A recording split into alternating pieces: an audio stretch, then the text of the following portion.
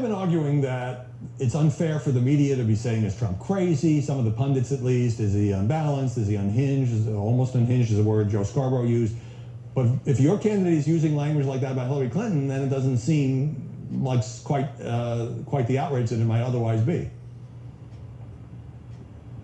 Well, I think it's the differences between the two campaigns talking about each other rather than the media helping the campaign with their narrative.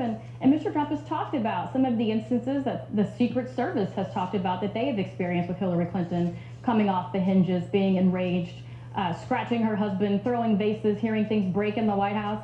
These are things that have actually happened and been reported by the Secret Service.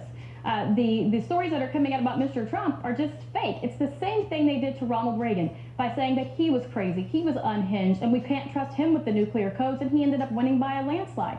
The thing is, we cannot sit here and pretend that Donald Trump has not been out there in the public eye for nearly 4 decades and just all of a sudden he's unhinged and crazy and racist. That's not how it works, and the people know that. I've got about half a minute. I'm glad that you conceded that everything did not go perfectly, which happens in presidential campaigns. But to the extent that you think that the media is piling on in a very unfair way, is it because they don't like Trump personally? Is it because they don't want Hillary to win?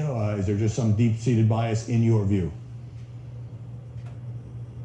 There's absolutely a deep-seated bias, and it's been going on for quite some time. They're all left-leaning Democrats, and they've been protecting Hillary Clinton and Bill Clinton for a very long time.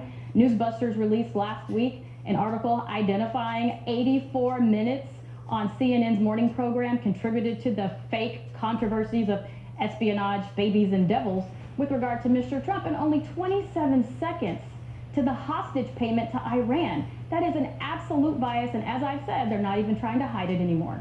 All right, well,